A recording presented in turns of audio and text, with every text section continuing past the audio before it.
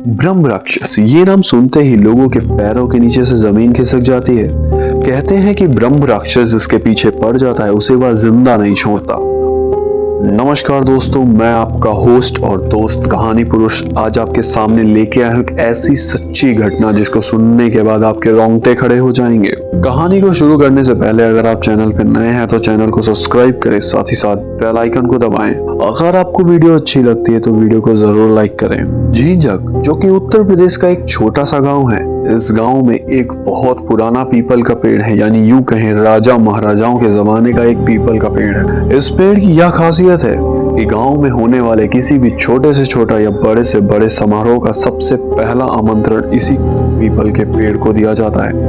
वहां के लोगों का यह मानना है कि अगर इस पीपल के पेड़ को पहला आमंत्रण नहीं दिया गया तो वो समारोह कभी संपन्न होता ही नहीं। महेश, जिसकी उम्र 21 वर्ष की है, महेश के माता पिता जो कि झींझक के ही रहने वाले थे, वो महेश की अच्छी शिक्षा देने के लिए उसे दिल्ली लेकर शिफ्ट हो गए थे। महेश 17 साल बाद अपने गांव पहली बार आ रहा था। इसी दौरान महेश के चाचा की बेटी की शादी भी थी। महेश गांव पहुंचता है और वह देखता है कि उसका छोटा सा गांव चारों तरफ से नहर से घिरा हुआ है। उसके गांव में आने और जाने का रास्ता एक ही है, जिसके बीचों बीच में एक विशाल काय पीपल का पेड़ है। महेश अपनी गांव की हरियाली को देख के काफी खुश होता है। महेश घर पहुंचता है, वह देखता है कि शादी की तैयारी बहुत धूमधाम से चल रही थी। धीरे धीरे महेश को उस गांव में 4 से 5 दिन होते हैं।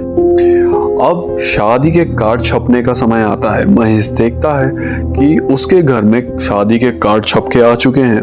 महेश के पिता उस सभी कार्डों में से एक कार्ड को निकालते हैं और महेश के हाथ में देते हुए कहते हैं, बेटा, इस कार्ड को उस पुराने पीपल के पेड़ के नीचे रख देना, बिना पीछे मुड़े वहां से वापस लौट आना। महेश अपने पिताजी से पूछता है कि पीपल के पेड़ के नीचे हम इस कार्ड को क्यों रखते हैं और इस पीपल के पेड़ के नीचे इस कार्ड को रखने से क्या होता है। तब महेश के पिताजी महेश को बताते हैं कि इस गांव में बहुत पहले से ही यह रस्म चलती आ रही है कि किसी भी समारोह का सबसे पहला कार्ड उस पीपल के पेड़ के नीचे रखा जाएगा या पहुंचाया जाता है। अगर कोई उस पीपल के पेड़ के नीचे पहला कार्ड नहीं देता है तो उसका समारोह कभी संपन्न होता ही नहीं। महेश, जो कि बचपन से ही दिल्ली में रहने वाला लड़का था, वो इन बातों पर विश्वास नहीं करता था। वो अपने पिता की बात को सुनकर मुस्कुराता है और अपने पिता से कहता है कि पिताजी, आप भी इन बातों पर अभी तक विश्वास करते हैं। और यह कहकर महेश कार्ड को लेकर निकल आता है।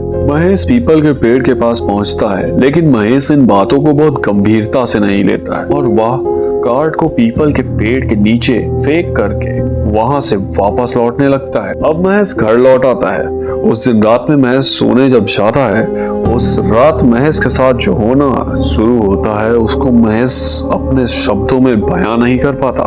महेश बताता है कि जब वह सोने जाता है, उसे रात में एक बूढ़ा आदमी आकर के उसके गले पे अपना हाथ रखकर उसका गला जोर से दबाता है और खूब जोर जोर से उसे थप्पड़ों से मारता है और कहता है कि तुमने मेरा अपमान किया है। महेश एक दिन देखता है, 2 दिन देखता है, ये घटना रोजाना घटित होने लगी। अब हर रात को वो बूढ़ा आदमी महेश के सपने में आता, महेश को मारता और उसका गला दबाता।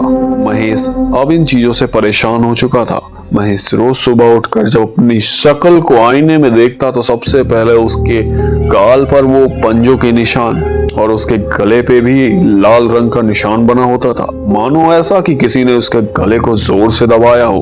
अब महेश अपने पिताजी को सारी बात बताता है। पिताजी, मुझे 3-4 दिन से एक सपने में एक बूढ़ा आदमी आकर के मेरे गले को दबाता है और मुझे जोर जोर से थप्पड़ मार के कहता है कि तुमने मेरा अपमान किया है। महेश के पिता पहले तो इस बात को गंभीरता से नहीं लेते हैं, लेकिन जब ये सिलसिला 4 से 5 दिन लगातार चलता रहता है तो महेश के पिता फिर से महेश से पूछते हैं, क्या बेटा, ऐसा फिर से हुआ तुम्हारे साथ? महेश अपने पिता को सारी बातें बताता है और महेश की तबीयत अब धीरे धीरे काफी खराब होने लगी थी। महेश बैठे बैठे बेहोश हो जाता। महेश कुछ सोचने लगता और जोर जोर से माफी मांगने लगता। तभी महेश के पिता गांव में सबसे बुजुर्ग आदमी के पास पहुंचते हैं और वह उस बुजुर्ग आदमी से कहते हैं कि मेरे बेटे को ऐसी ऐसी समस्या हो रही है, बुजुर्ग आदमी काफी अनुभवी था। उसने तुरंत ही महेश की बात को पकड़ा और महेश से पूछा, क्या महेश तुम गलती से उस पीपल के पेड़ के पास गए थे? तभी महेश के पिता जोर से चीख करके बोलते हैं, हाँ मैंने ही तो भेजा था इसे शादी के कार्ड को रखने। बूढ़ा आदमी महेश के पिता से पूछता है, क्या इसने कार्ड सही तरीके से उस पीपल के पेड़ के नीचे रखा था? महेश के पिता महेश से पूछते हैं, बेटा तुम बताओ, क्या तुमने कार्ड को वैसे ही रखा था जैसे मैंने तुमसे कहा था? महेश कहता है, मैंने आपकी बात को इतनी गंभीरता से नहीं लिया और मैंने पीपल के नीचे उस कार्ड को फेंक दिया था। ये बात सुनकर महेश के पिता महेश से कहते हैं, मैंने तुम्हें समझाया था ना कि उस पीपल के पेड़ में स्वयं ब्रह्मदेव का वास है।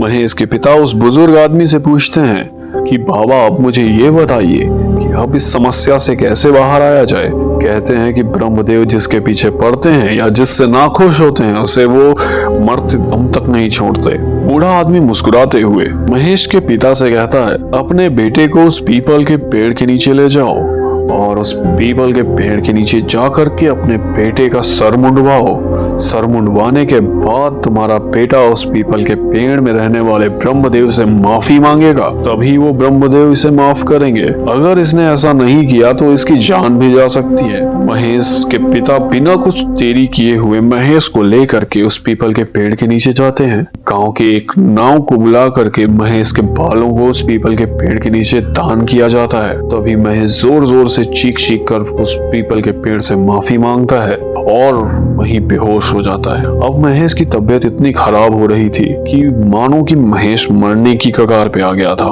महेश के मुंह से सफेद रंग का पानी और नाक से खून आने लगा। महेश के पिता बहुत ज्यादा घबरा गए।